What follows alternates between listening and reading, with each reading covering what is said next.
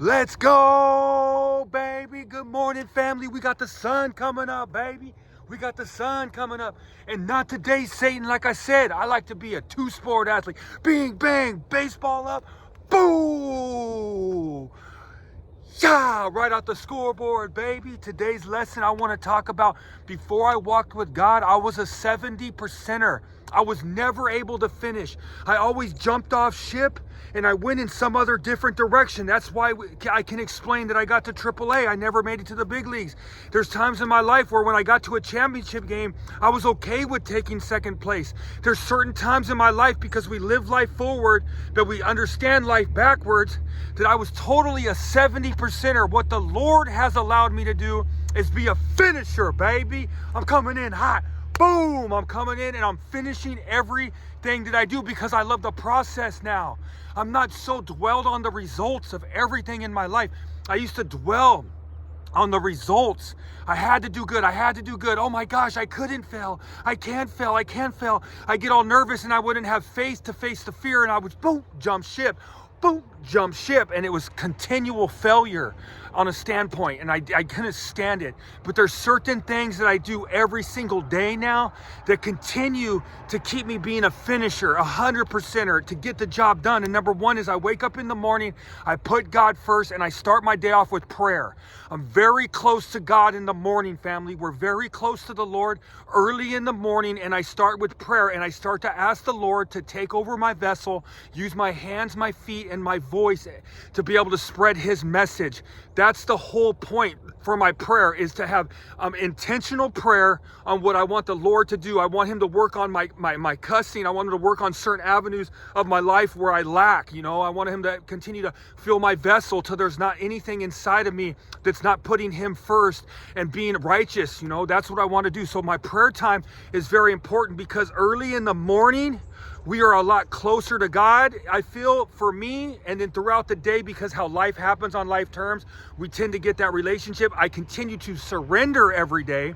So number one is get up early with God, put Him first, and start with prayer. Maybe get into the Bible, maybe a devotional, something like that, to continue to keep you right in the morning to recharge your battery every single day. And you'll feel connected, because we were made in the image of God, and we feel connected while we do this. Number two is I surrender to God constantly. Family, this is my discipline, but I continually surrender to God all day long. And when certain things happen, my brain goes right into the solution. I go right into the solution on how to fix the problem, no matter what.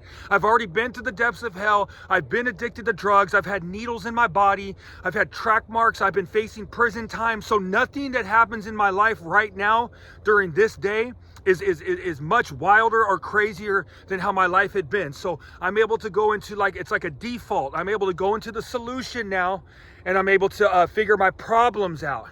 But I continue to put God first every single day, and I continue to surrender to the Lord constantly. Then I love to share the good news. I love to spread the message. I love to do what I'm doing right now. And I do it through my vessel, and I do it through my words. And I want to continue to do this because this is my God-given gift that I use for good now. Back in my addiction, I used my gift for bad. I used to use my status to get in the VIP room, to get girls, to get drugs, to get alcohol. I used my VIP status or my professional baseball status as not good, as a failure to the planet. That's all I can say. I was an absolute failure when I was given the status of a pro baseball player. I failed on what really matters in life.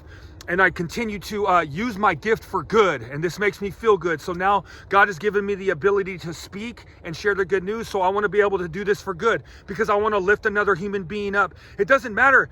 Just grab somebody at work. Grab somebody and say, hey man, you're doing a great job. This can lift their spirits so much. It's, hey man, I love working with you, man. Hey, let's do this today, baby. Hey, today's going to be a good day. Just being highly motivated and continuing to be a blessing on this planet.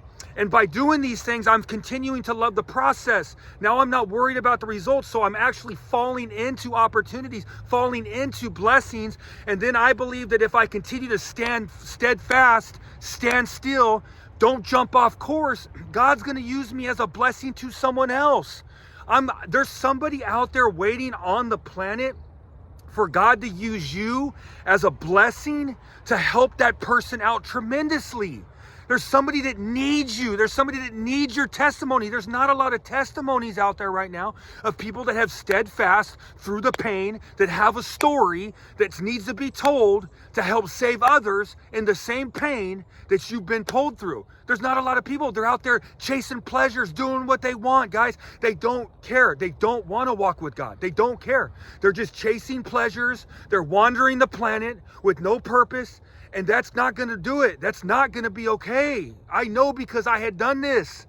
I lived that lifestyle, and it brought me to the jail cell floor strung out. I say it over and over again, where that lifestyle took me. So I went 37 years, that lifestyle, the last 3 years, 9 months and 6 days, this lifestyle, and I feel fulfilled from the inside out. I'm thankful for that. But every week I continue to hit chapel up Wednesday and Sunday, okay? Wednesdays at the Salvation Army, because there's nothing like 100 prodigal sons worshiping God, and it's what the Salvation Army, William and Catherine Booth, it's the vision that they had when they created the Salvation Army in 1865. There's nothing like it. That's why I love that chapel. Sunday I go to our core chapel, the El Cajon Core. We have amazing pastors, the Fowlers, and we continue to go there and be at service. This weekend, me and my wife are going to FOFA, Future Officers of America, to try to become officers for the Salvation Army, because I don't want to be 1 second away from God.